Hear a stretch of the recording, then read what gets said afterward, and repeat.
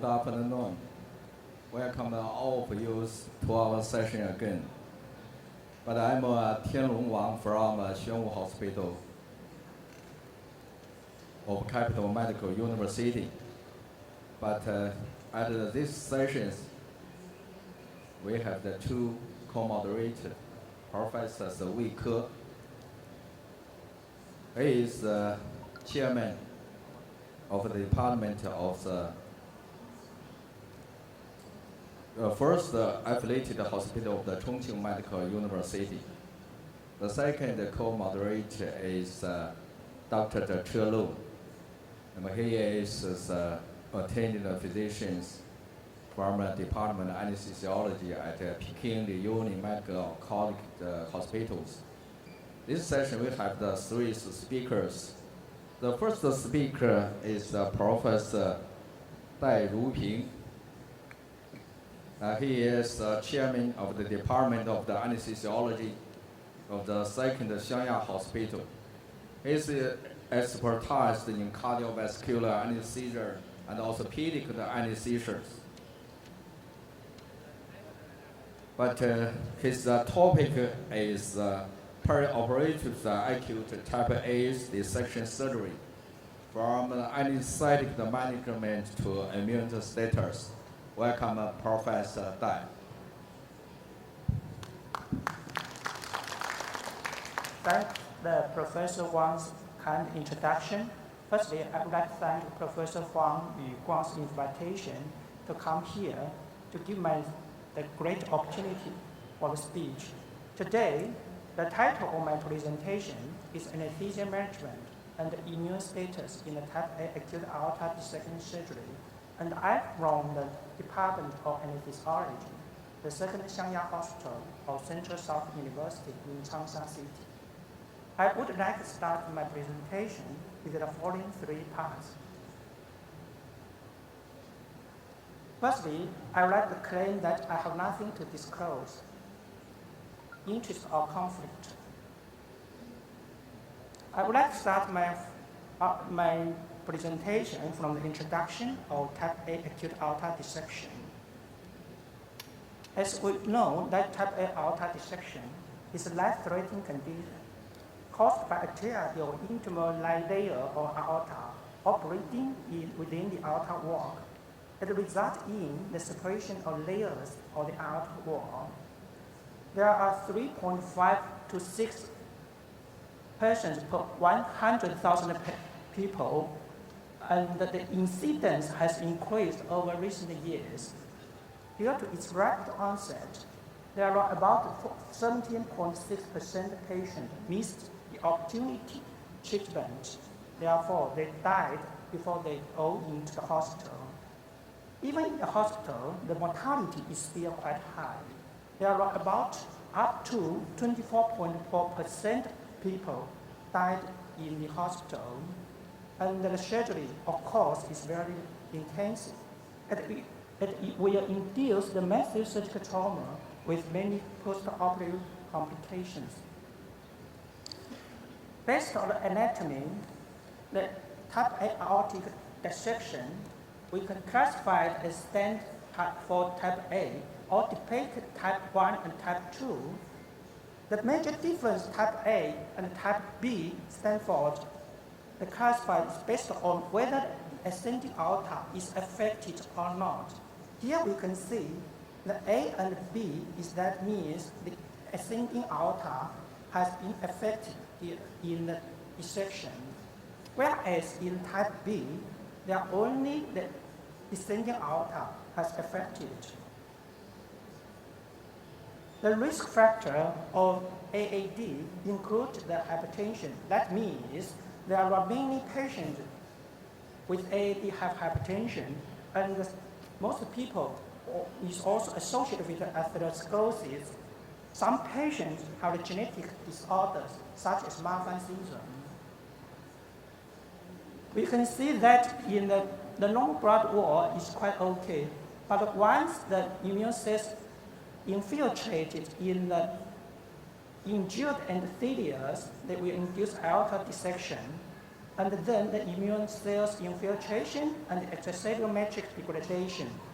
Thereafter, the elastic fiber damages and the vascular smooth muscle phenotype shifted. Once the injury punctured to the out layers of blood wall, it will induce rupture. In this case, the patient has very few opportunity to be saved. The clinical feature of AAD includes the onset, the sudden onset of severe chest pain. The patient described pain as the tearing or ripping in nature, and the pain can radiate to the back, neck, or jaw. And most people have hypertension, but we should know that the hypertension, the blood pressure is different in both two arms. That means the blood pressure in left arm is different from that of right arms. However, there are a few patients have the direct hypotension. That means the heart has injured already. We can see that the heart, in particular aorta valve, maybe has affected by the dissection that will induce the AVR, that means aorta valve regurgitation, or the patient may develop cardiac temperate or tachycardia as well as pericardial infusion.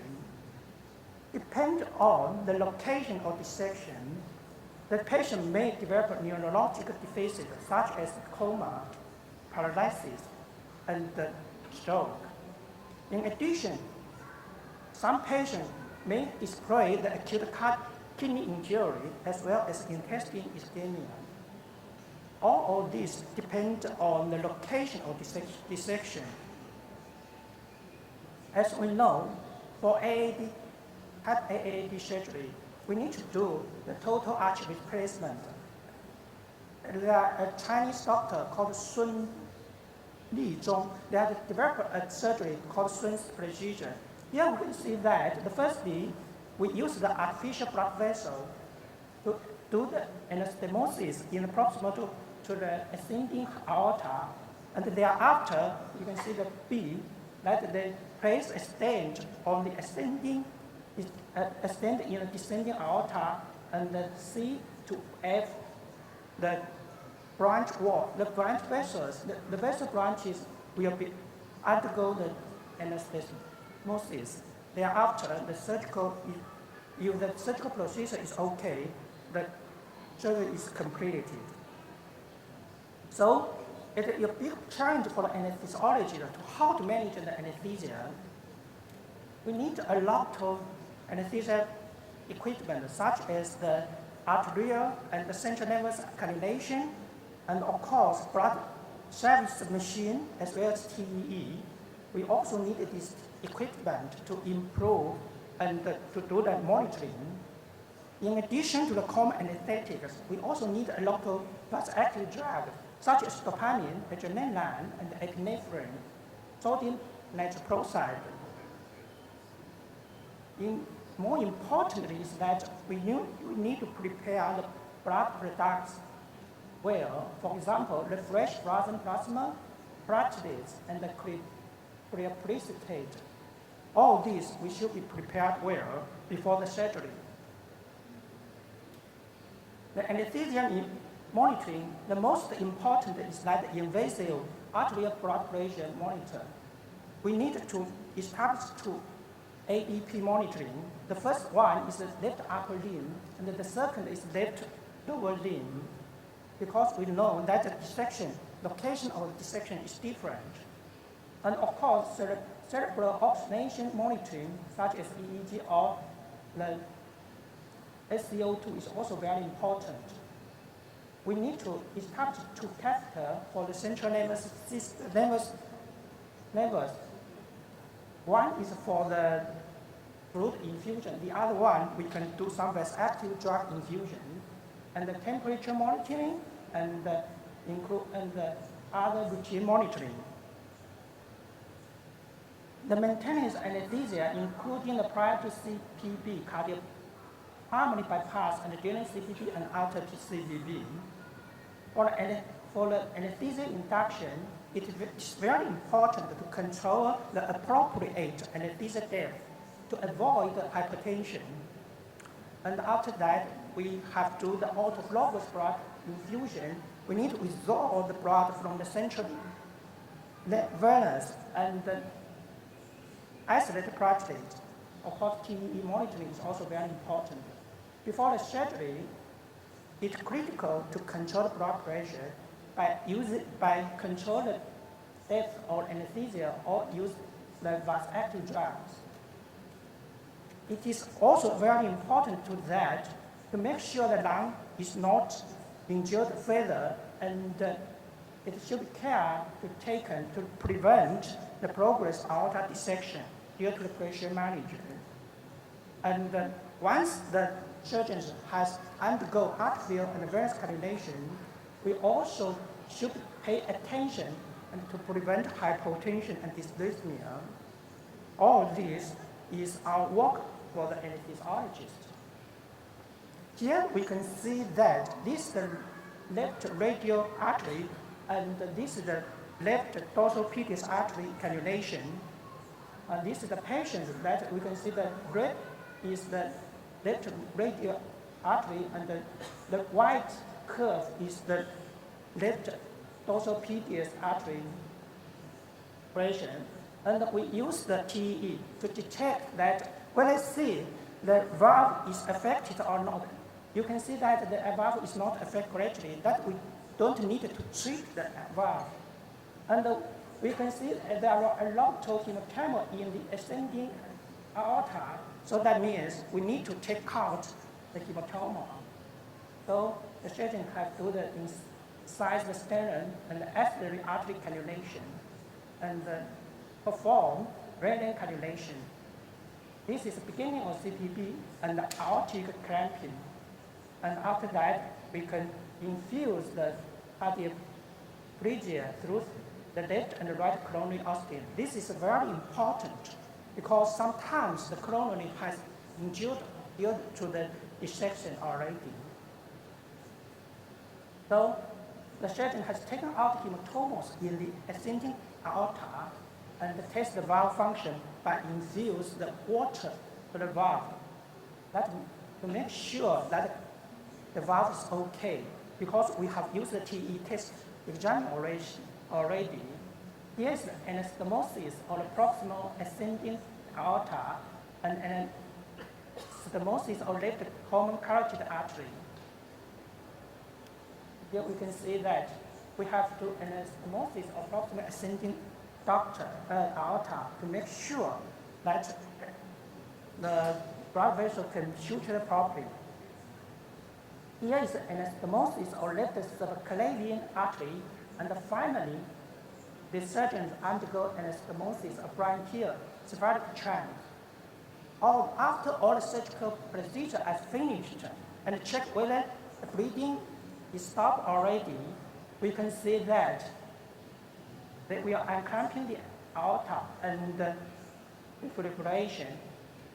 You can see that after defibrillation, the heart beats again.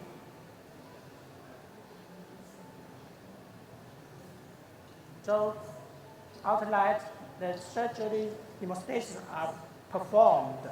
If everything is okay, that we went from the CPD. But at this time, the work is belong to our anesthesiologist. First, we should take very careful about perfusion, pressure, and tissue perfusion. In addition, the lactate level also very important. The temperature preservation is very important to make sure coagulation function. At this time, we need to autologous blood infusion, reinfusion, and we infuse the platelet. And then finally, when we inject protamine, and at this time, we need to be careful allergic reaction and relax this. After that, we adjust the vascular active drugs and adjust the depth of anesthesia. So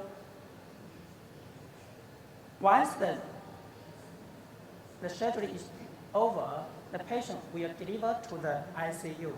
But at this time, it's also very important to make the hemodynamic stability, because it's easy to overlook that. We need to check whether there has a significant bleeding according to drainage volume, and during transport, the vital signs are needed to monitor carefully because the blood pressure will change greatly once the patient's body position changes. And in the ICU, we need to hand over to the doctors in detail, including the surgical process, the intraoperative blood transfusion, fluid infusion, and the special treatment as well. After the surgery, appropriate anesthesia is also very important. So that's the anesthesia management of AD surgery. But we also do some work about the preoperative immune status. In addition to the surgical technique, anesthesia and the CPD and the ICU work in after surgery, we found that there are a lot of AD patients have the immune disorders, and the immune disorders is associated with the AD post-operative outcome. Here we can see there are about 62 patients develop lymphopenia. That means the absolute lymphocyte count is less than 1,000 per microliter. And the decreased lymphocyte count is associated with the increased adverse outcomes, including infection, arrhythmia, acute kidney injury.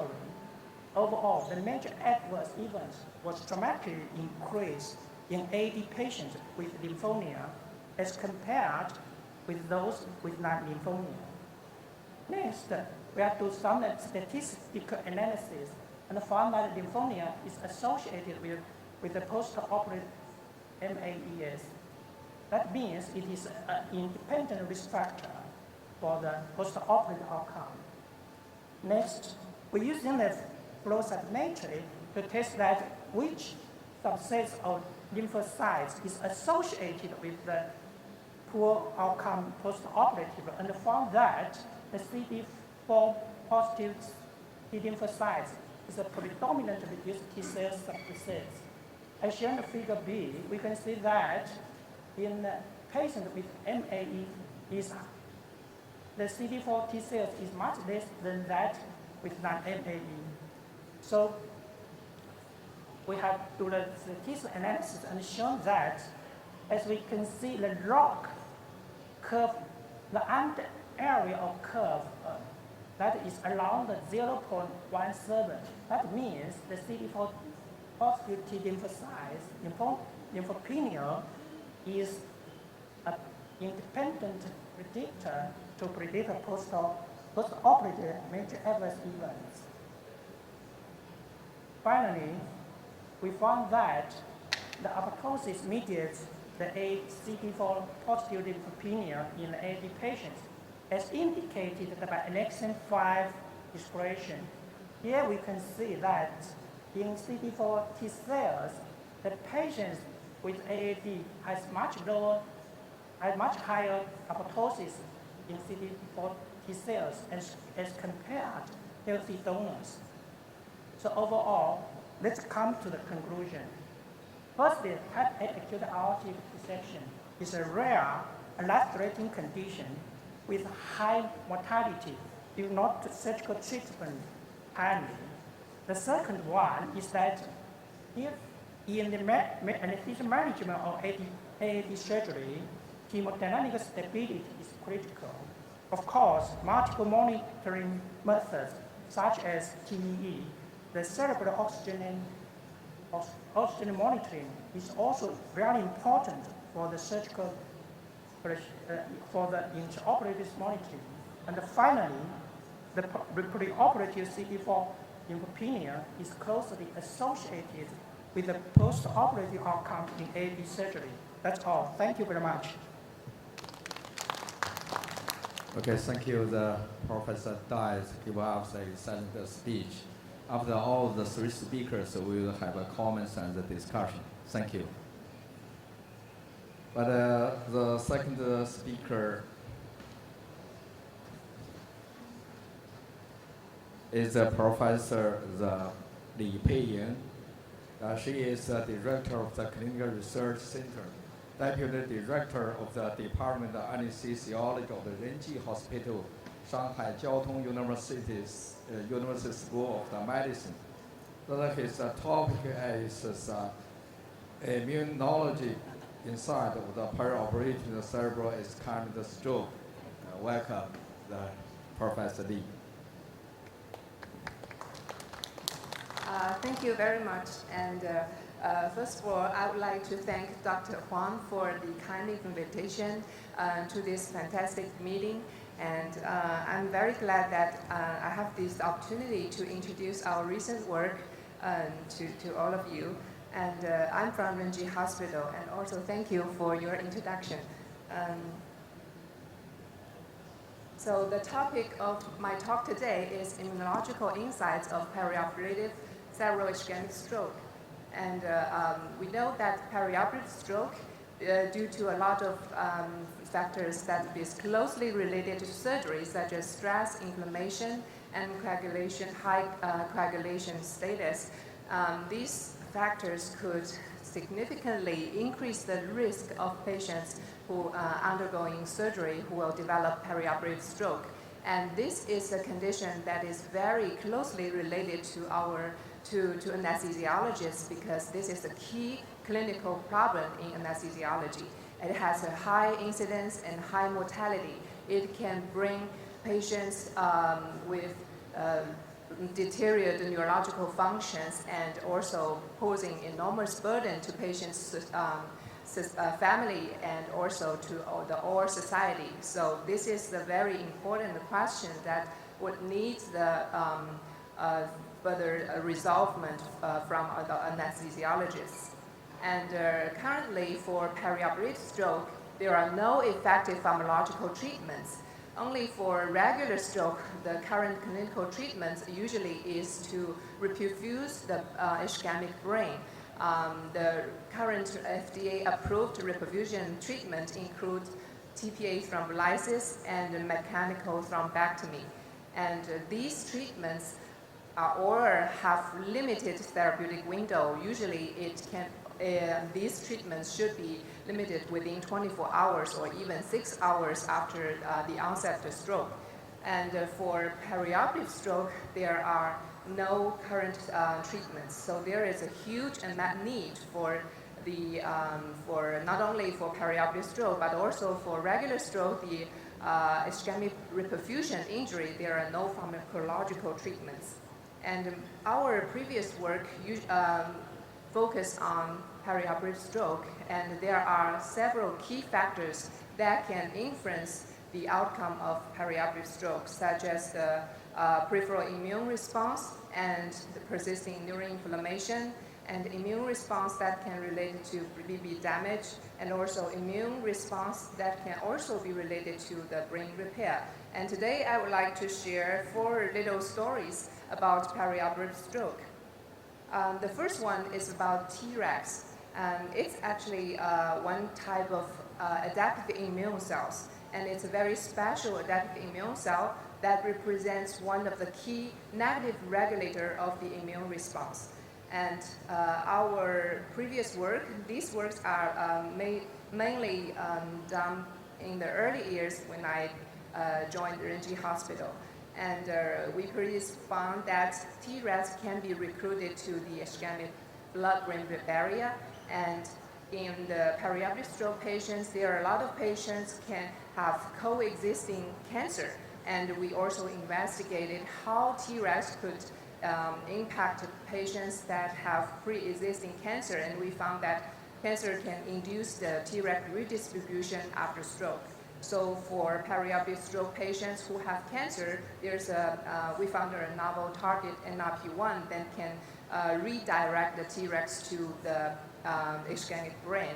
And because Tregs is neuroprotective and it can protect the blood-brain barrier, and which is very important to protect, to reduce the risk of hemorrhage transformation. So we also addressed that Treg treatment could be protective for reduced RTPA-associated hemorrhage transformation. Thus, it can reduce the risk of hemorrhage. And because Tregs is neuroprotective, it can afford neuroprotection for the BBB. And because Tregs is very small population of the T cell, it just accounts about 5% of the total T cells. So the cell number is very limited, and the clinical translation is very difficult for cell therapy using Tregs. So we further investigated how to modulate the differentiation of naive T cells. So when we look into the literature, we found that T cells it can differentiate into Tregs or Th17 cells, which can be, this process can be regulated by a very key enzyme, which is fatty acid synthesis ACC1. And it can be a target for neuroinflammation that is mediated by T cells after stroke. So in our next work, we first examined the T cell response after stroke, and we found that there are tremendous glycolysis and fatty acid synthesis in T cells after stroke. And if we give an inhibitor of ACC1, which is a fatty acid synthesis, it can afford neuroprotection and reduce the ischemic brain injury. So A is the pharmacological agent that we propose to treat ischemic injury, and we got an authorized patent from that. And the paper was published in Stroke, which is a very precious journal in stroke research field. That work was done in 2019. And actually, the T cell response in the peripheral, but our ischemic brain injury is in the brain. And how can this brain injury, the signal can be transmitted to the peripheral and induce the peripheral T cell response? And we focus on the ischemic neuronal cells that release damage-associated molecular pattern, the DAMP signal. And the DAMP signal, the receptor for DAMP signal is RAGE, receptor of advanced glycation end products. And these proteins can be expressed in many different kinds of immune cells, including T cells.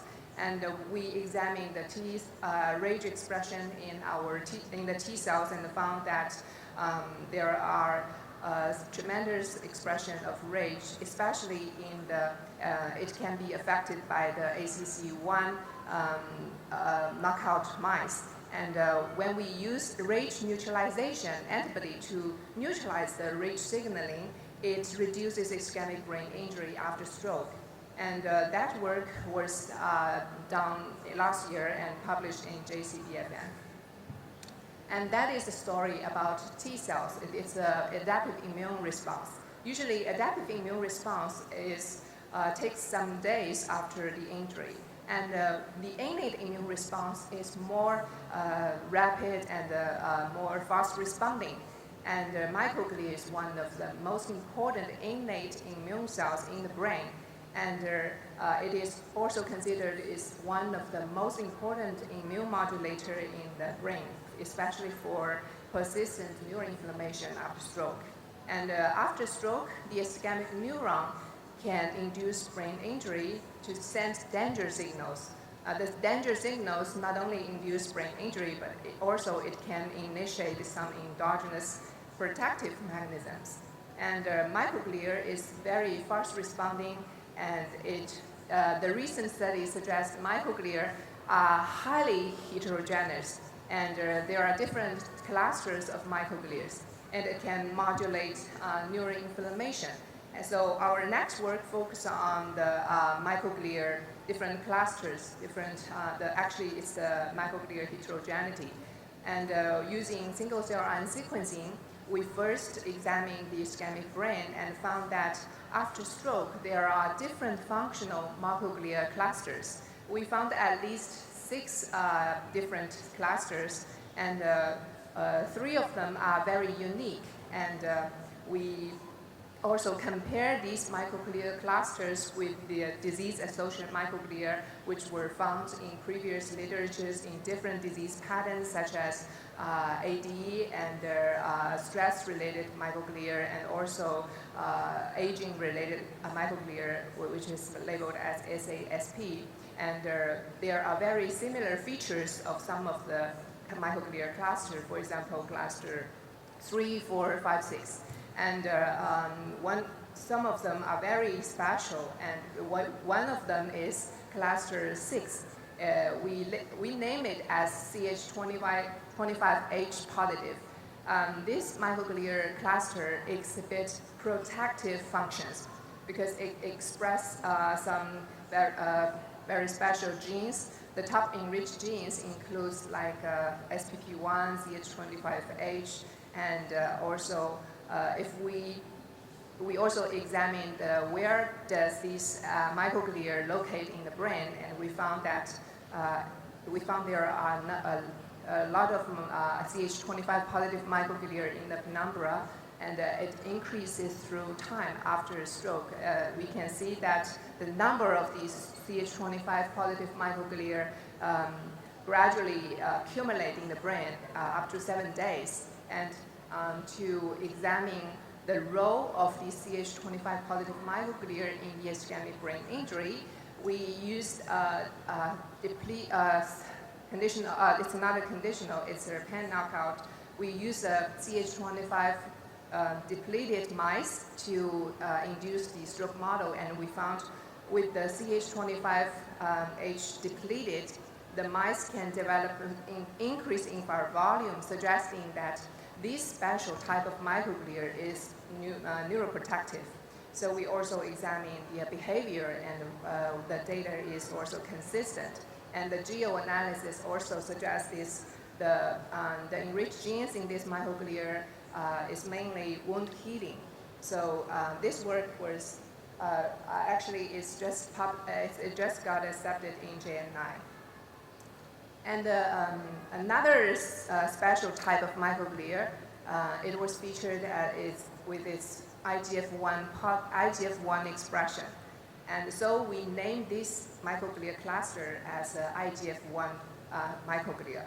And these microglia, there are a lot of highly enriched genes which are related with pro-inflammatory response. For example, the type 1 interferon signaling, and also cytokine-mediated signaling pathway, and immune system, for example, and etc. And we also examined these microglia with immunofluorescence, and we found that these microglia also can be clearly seen in the ischemic brain. And very importantly, after stroke, these microglia can accumulate in the brain, and in the aged mice brain, which is usually considered there are a lot of inflammation going on in the brain, we also found a lot of IGF-1 positive microglia in the aged mice. So if we do a correlation analysis, we found that the IGF-1 positive microglia can be related with the infarct volume growth. So we consider this is associated with its pro-inflammatory property. So that is the story about innate immune cell microglia in the brain. And for the myeloid cells, there are also a huge amount of cell type in peripheral, which is the monocyte, or we also call it macrophage. And these cells are very important for peripheral immune response. And a recent study also suggests that peripheral inflammation could affect brain injuries. And very importantly, in our perioperative stroke, usually surgery can induce very profound inflammation.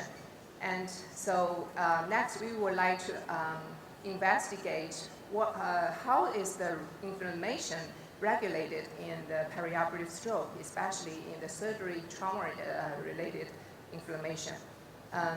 Through a lot of preliminary study, we found we focus on MIF. MIF actually is an initiator of inflammatory response. It is usually stored in the cell cytosol, and in case of the inflammation or the surgery-related trauma, it can be fast released into the peripheral blood, and it was previously suggested that MIF can affect cell death. So first we first examine the MIF expression in the peripheral myeloid cells, both in stroke patients, both in human peripheral blood and also in mice. And we found that surgery itself can increase MIF expression. Because in perioperative stroke, there are different inflammation response. We would like to examine how the myeloid cells, its relationship actually with the injured with the brain. So we use the Rhodamine 6G, which labels the myeloid cells in the peripheral blood, which you can see in the red cells. And these cells are labeled with Rhodamine 6G.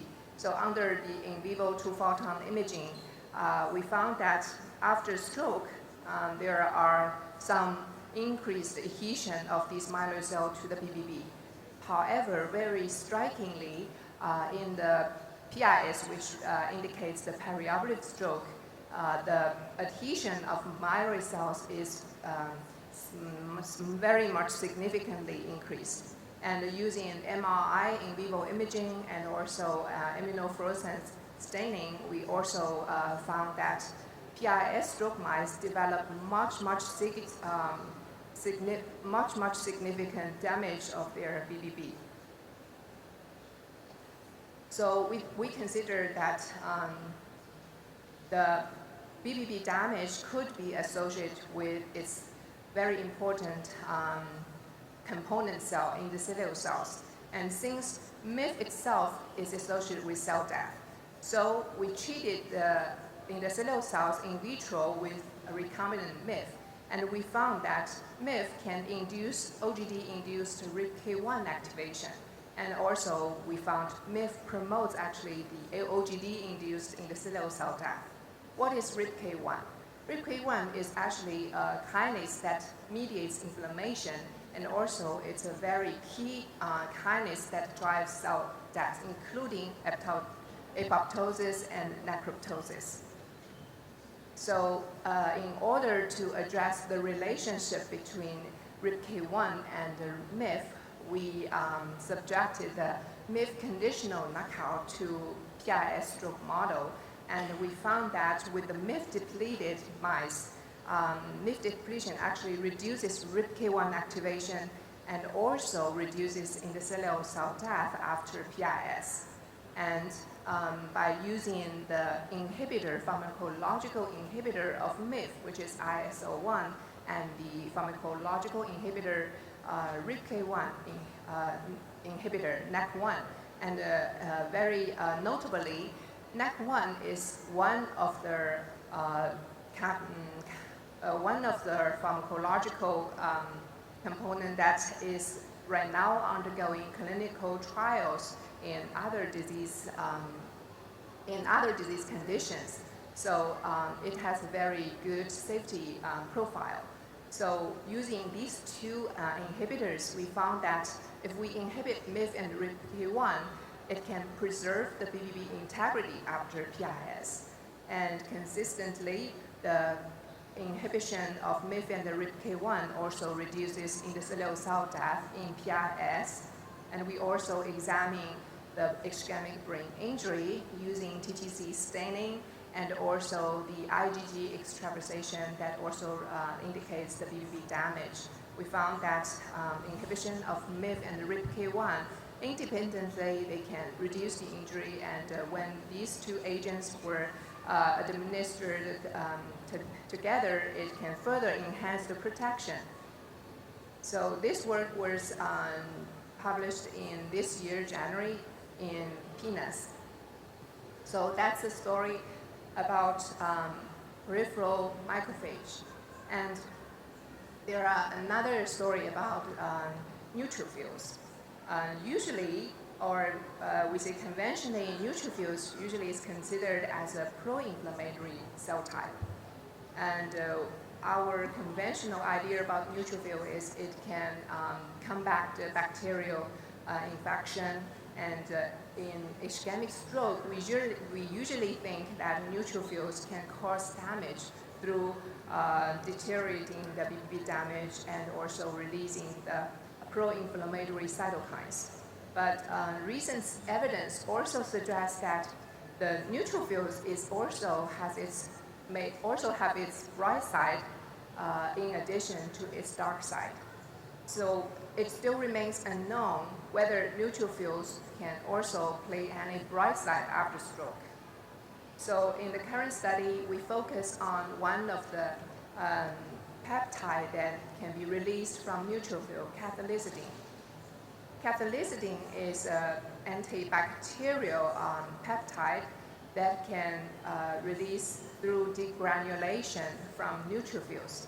And it is conventionally think that cathelicidin is a peptide that the body can combat bacterial infection.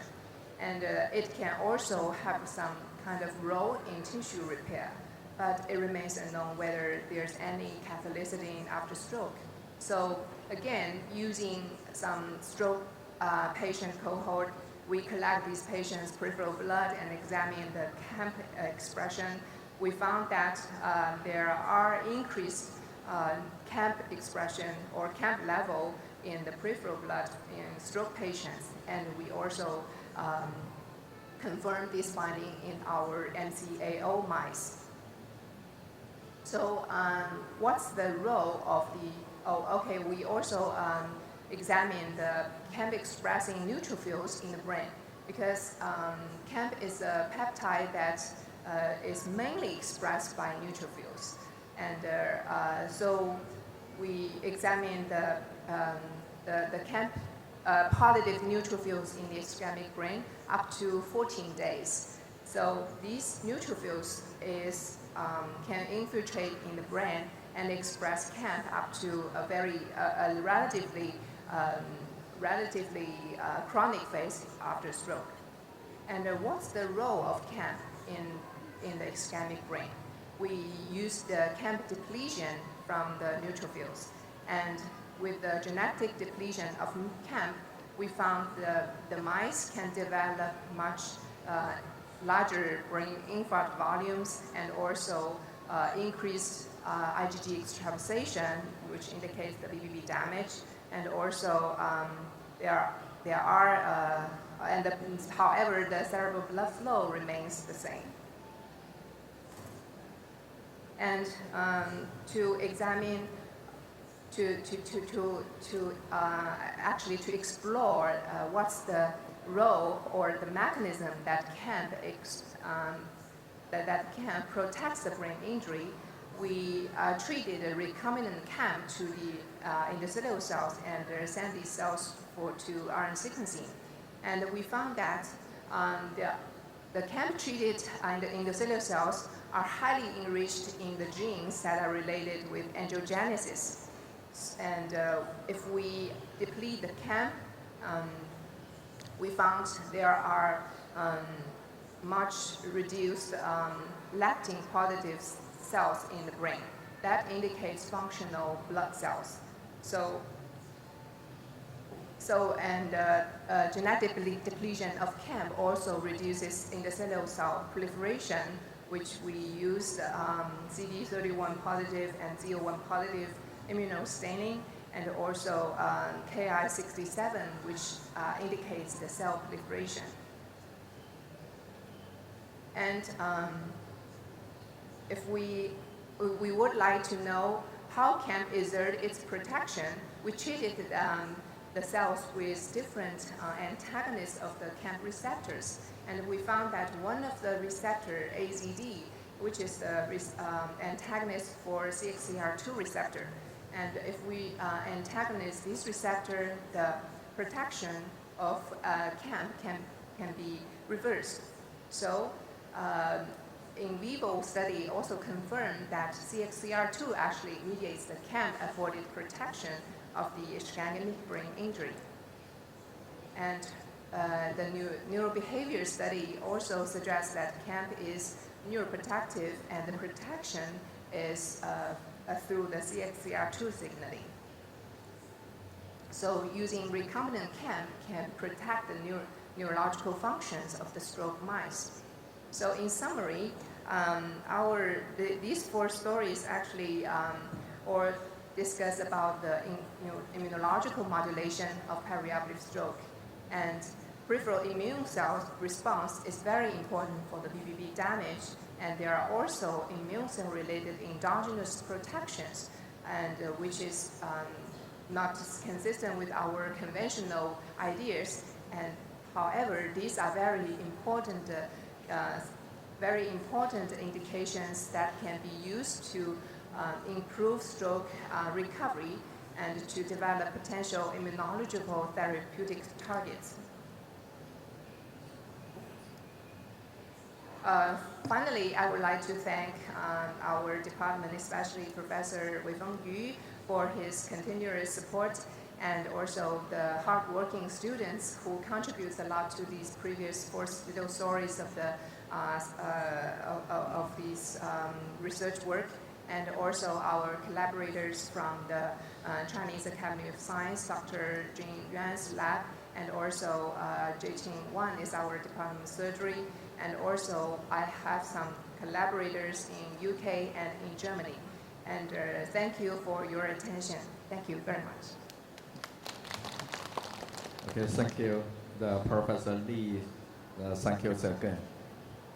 Okay, the third speaker is the Professor Hong Xi.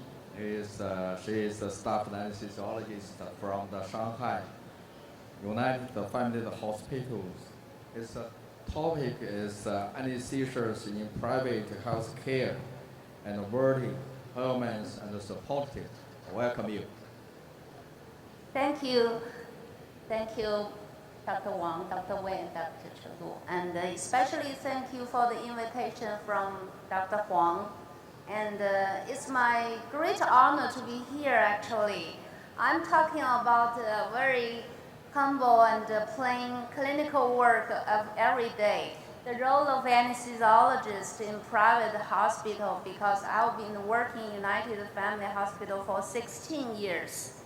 You know, I see that a good reason that patients come to us is to seek for comfortable medical care. So there are a great chance to take, as well as a big challenge to face for anesthesia team doing our job. How can we be innovative, humane, or supportive at hospital-wide? And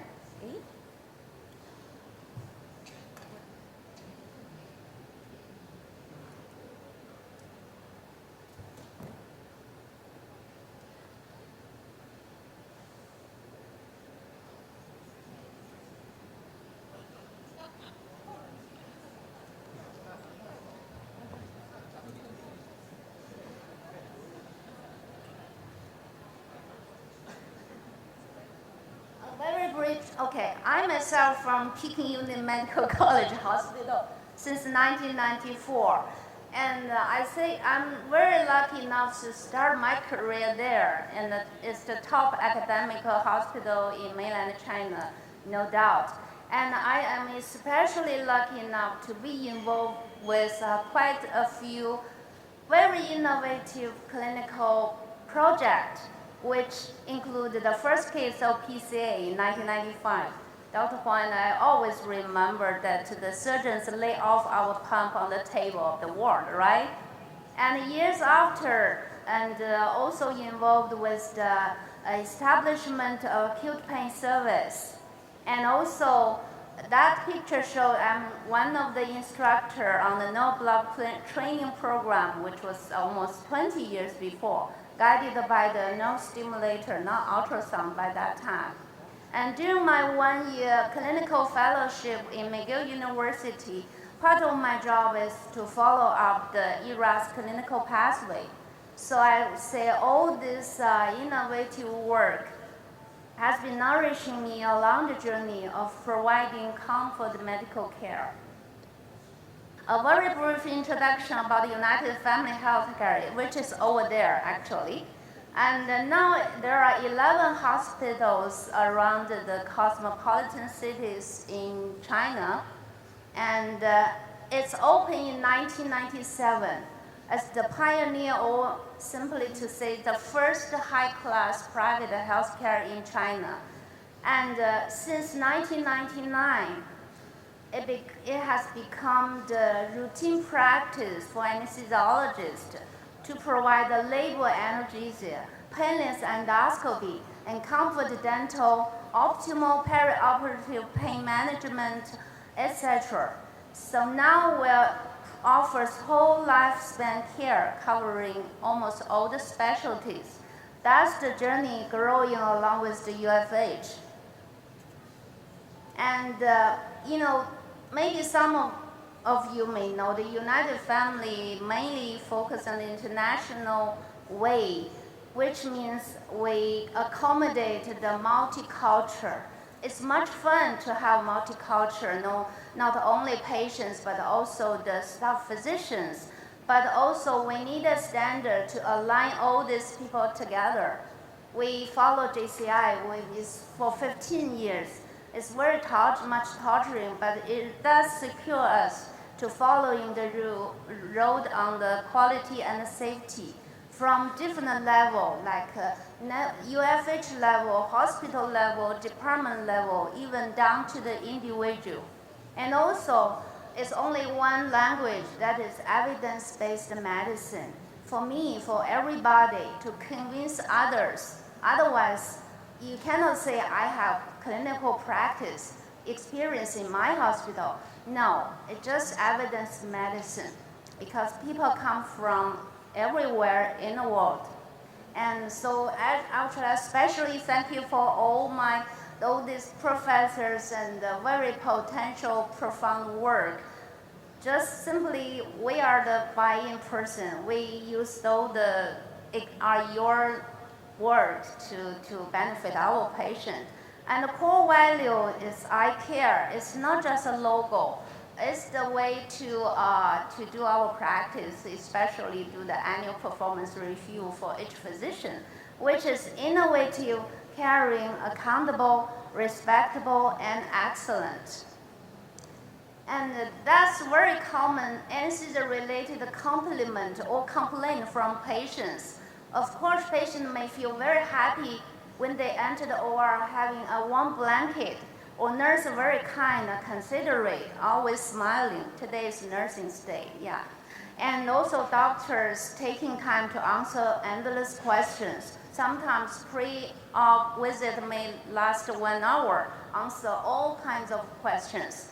And also the super neat cozy and anesthesia, but most of patients just remember they have a good sleep, or they get a good injection that bring them from hell to heaven during the labor.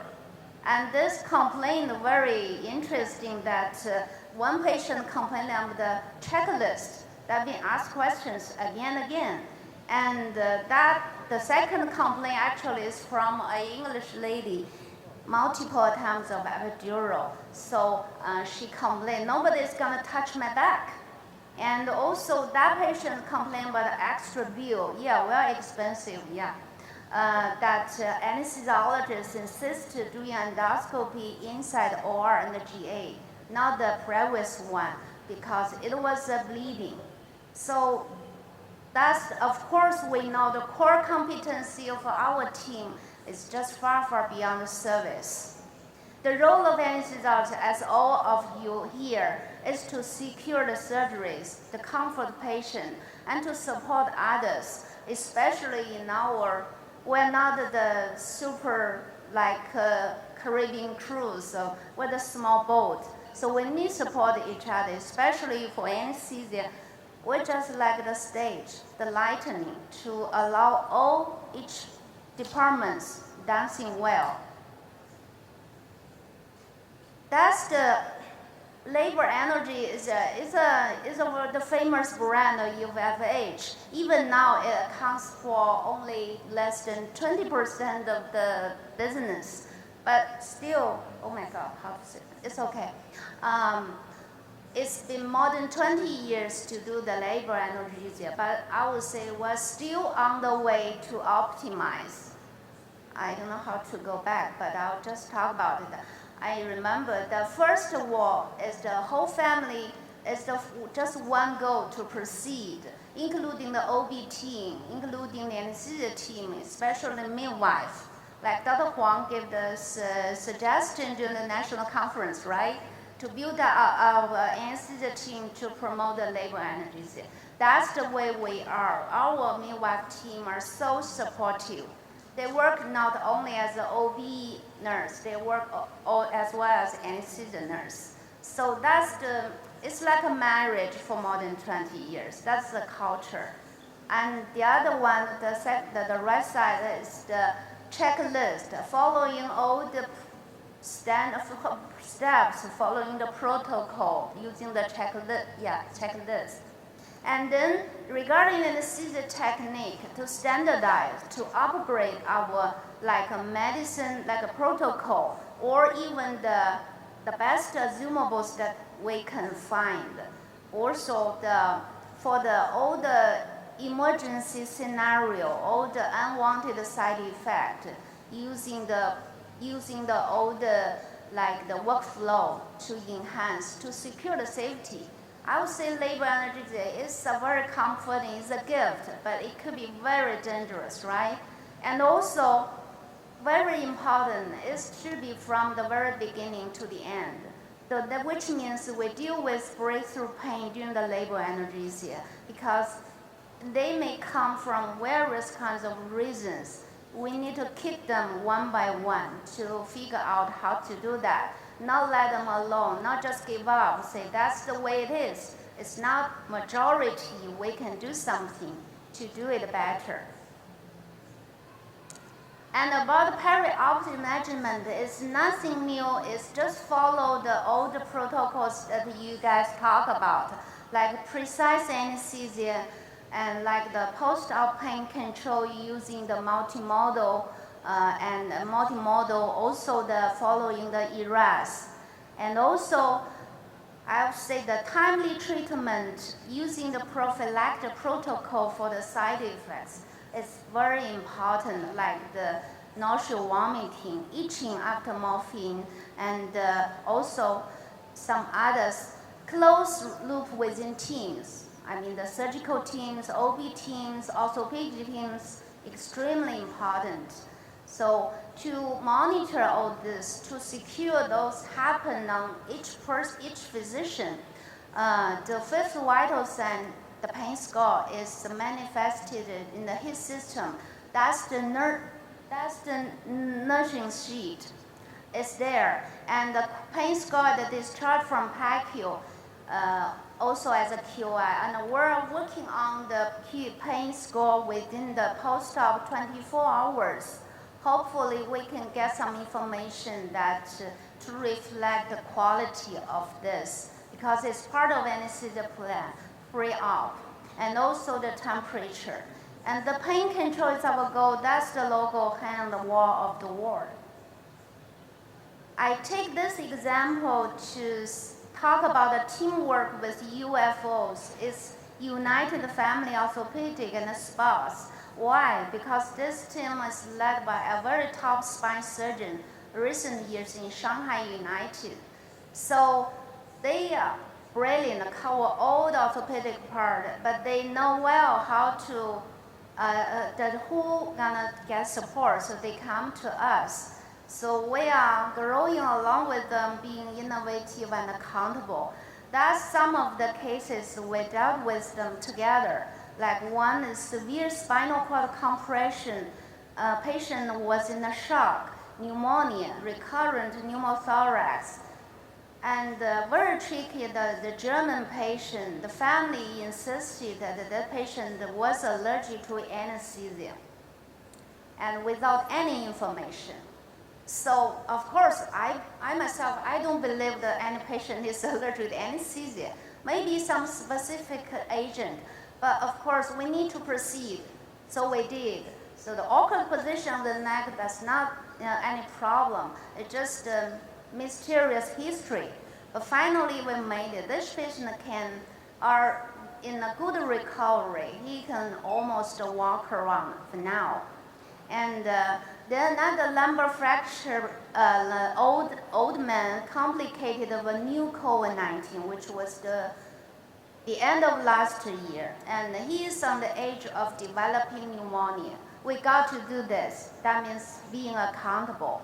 And later I will introduce that specific case about the ACL reconstruction. And also acute pain management. I would say we are small, so we need to be together, just as patient-centered. So we work together with auto team, initiating multimodal analgesia. That means we do the ultrasound guided blood plus the pharmacological intervention, but they are doing their part and we're together.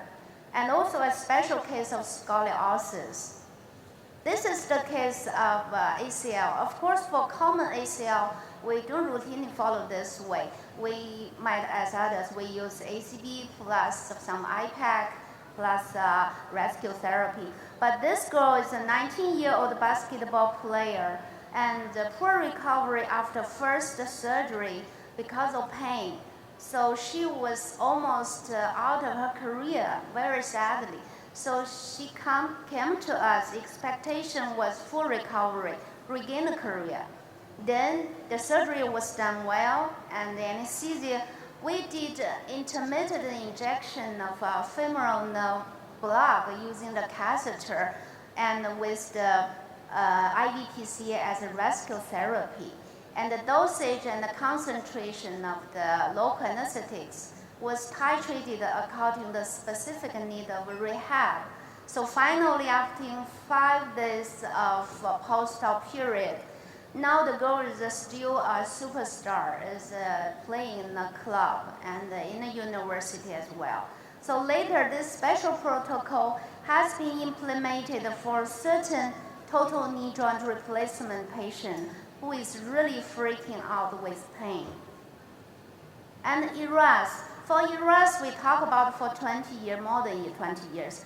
Our role in my hospital, we as an educator and provider, so we educated the patients regarding the early mobilization, and as well as the surgeons to do some preemptive, to early feeding, to standardize their protocols as well. And as Dr. Wang talked in the morning, prevention of emergency delirium, because we do have some patients coming to us, like this one, 95 years old, male, previous history of a two-week emergency delirium after a GA in some other previous history. So the family brought this him to us, and because he needed a ERCP, of course, it was not a long procedure, but still. And also we had some case of Alzheimer's disease and drug abuser and mentally impaired, especially during COVID-19, alcoholic encephalopathy things. So the key concern is about how to prevent the emergency delirium. That's the way we follow all the guidelines. And how to comfort kids. Yeah, it's very difficult. And it's very rare we have such a lovely kid. She's holding the mask on her own. She's only less than 3 years old. Okay? But of course, follow all the clinical workflow, like communication. We call it from door to door. It's from entrance to the exit with the family, trying to establish a good relationship from the very beginning. And the skin preparation for IV cannula, it's not difficult, but it really took a long while, like 1 year or two, to make sure every corner of the hospital the kids get a thick layer of amyloid covered with the tegaderm 1 hour before the needle attempt. Really, it becomes standard already. And also parents accompany to the entrance of the OR and also in a PICU waking up. And also if it was necessary, we use oral midazolam mixed with apple juice actually, and nasal dexmedetomidine 30 minutes beforehand in advance. And also multimodal analgesia is very useful for kids as well. And also for imaging need, for MRI, for CT guided some treatment, different level of sedation or even IV anesthesia using Elamate is needed accordingly to a specific need. But first, the very important things, we got untitled CO2 monitor if deep sedation is used in the airway. And that's the special case of congenital scoliosis. That girl is Spanish girl, 14 years old, is the Cri-du-Chat syndrome, 猫叫综合征. The goal is that syndrome is concomitant with mental retardation. So there's nothing new about the intra-op management. Just follow all the standard. The most difficult part is the pre-op. So finally, we did a deep sedation for 2 hours, allowing all the pre-op examination was done, including lab test, X-ray, CT. Even the dentist came over to check her teeth because it's never been done before. And the post-op, because patient unable to follow, she was likely to shout, to cry, but she needs to lie still because of the big incision, RF. So finally, and we used the IV PCA using sulfentanyl plus esketamine, and plus dexmedetomidine continuous infusion monitored in ICU, just as Dr. Wang mentioned in the morning. And of course, it's very easy for me to put her on ventilation for 3 days. But I thought it's really not so fair. Maybe we find a better solution, and that's what we did. The family was very happy. And autism, we do have some autism coming over, like 21 years old boy, but autism needs a dental procedure, general anesthesia for whole dental treatment.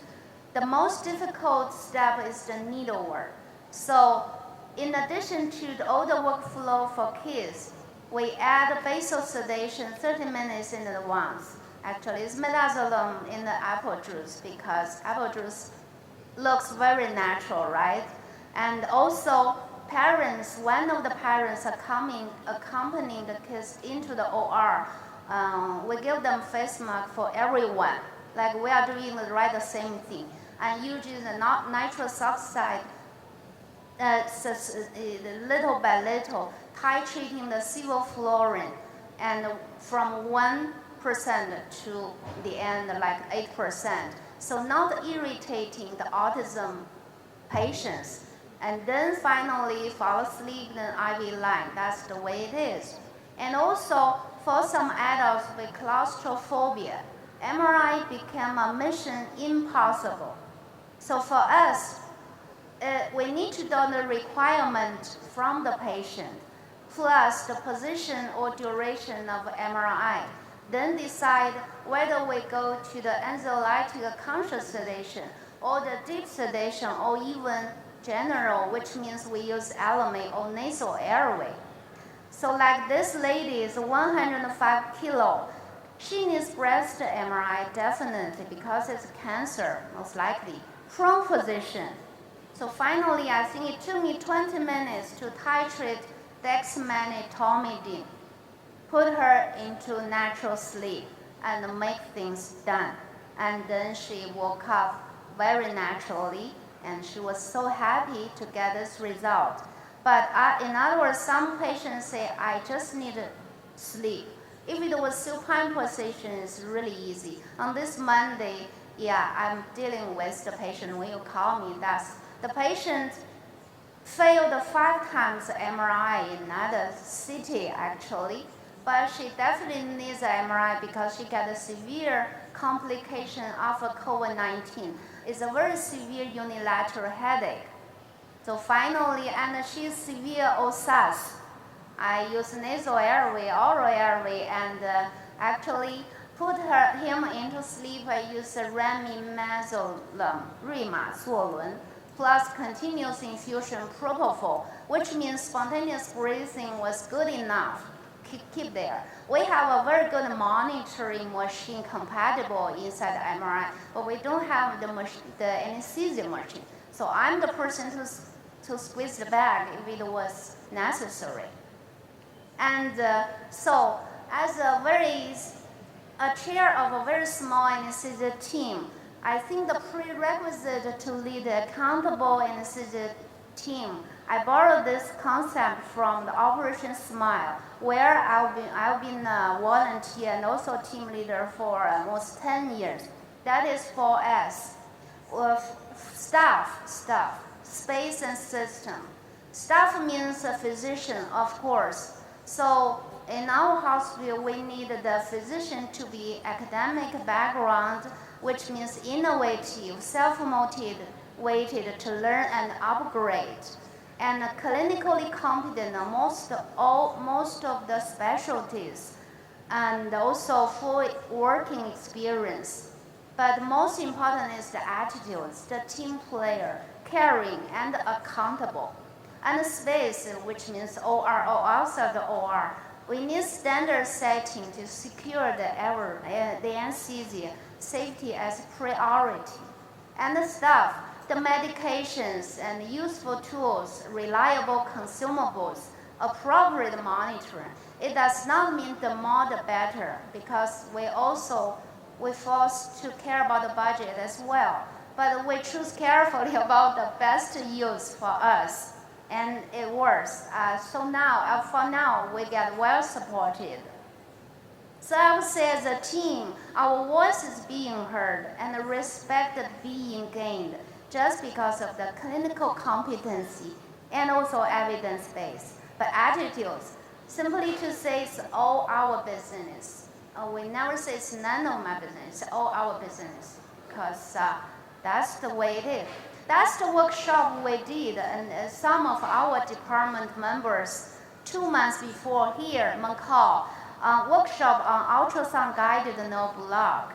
It was 2 days workshop and almost 40 members. We learned a lot by teaching and communicating with the colleagues in Macau. So that's the final one, and say example like green channel. It's crash section. We unify this word, just crash. Crash is crash, no other word in the whole hospital area. And like the cat started, when it crashed, it followed this very much detailed workflow.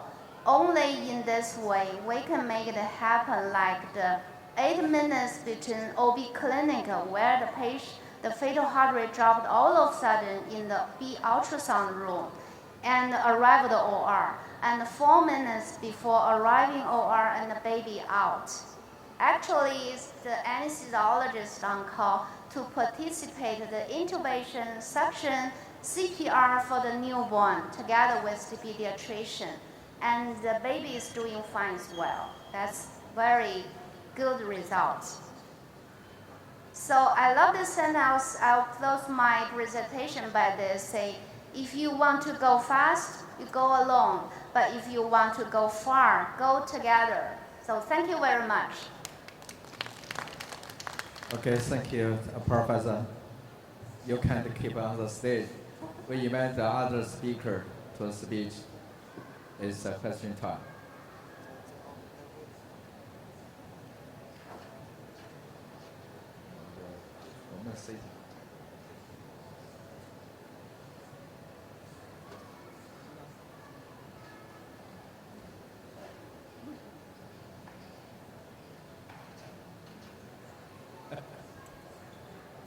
Okay, all speakers are here, but first we invite the Professor Wei Ke. give all speakers comments and questions. Okay. Thanks, Professor Wang, and especially thanks for Professor Huang the opportunity to share the experience and some case in anesthesia. Actually, I'm impressed of all the three speeches of the speakers. I think they do a great work in clinical anesthesia and also the research work. But because of the time limitation, so I just have one question for Professor Li Peiying, and I think Professor Li's group have done a great work in the mechanism and protection of ischemic stroke. And her group also found that persistent neuroinflammation is a new target for the treatment of ischemic stroke.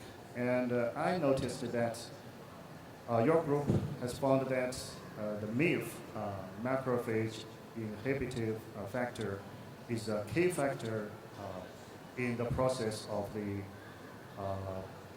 I think, the blood-brain carrier injury. So how do you find it? Can you introduce the story? Thank you. Thank you for your question. The MIF is actually one cytokine that we found it through a lot of screening. We first examined the inflammatory response in perioperative stroke using flow cytometry, and we examined different kinds of cytokines such as interleukin-1 beta, interleukin-6, and also MIF. Because the literature suggests that MIF is an initiator of the inflammatory response, we actually found not only MIF, but also other inflammatory cytokines are increased.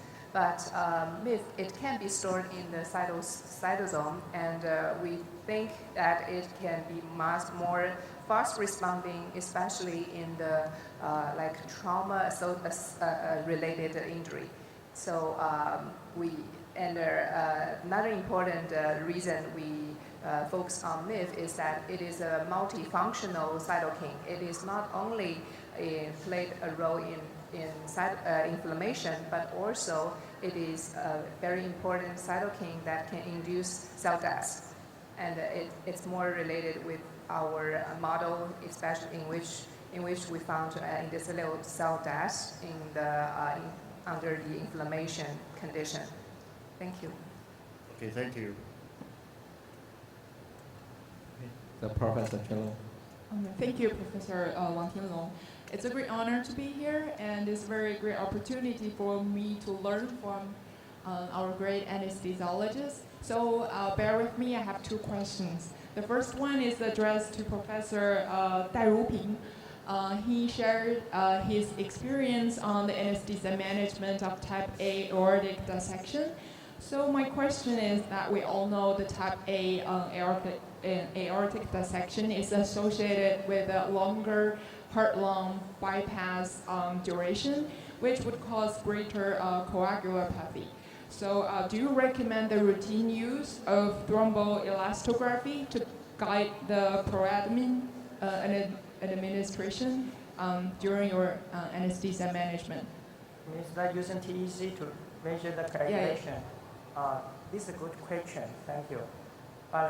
Frankly, in the beginning we regularly use TEG to measure the coagulation function. Later we do not do that.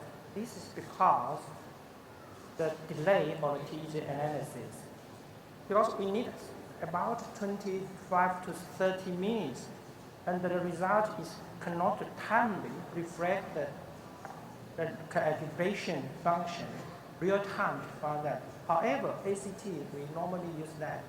If once the patients are breathing cannot stop, we measure the TEG.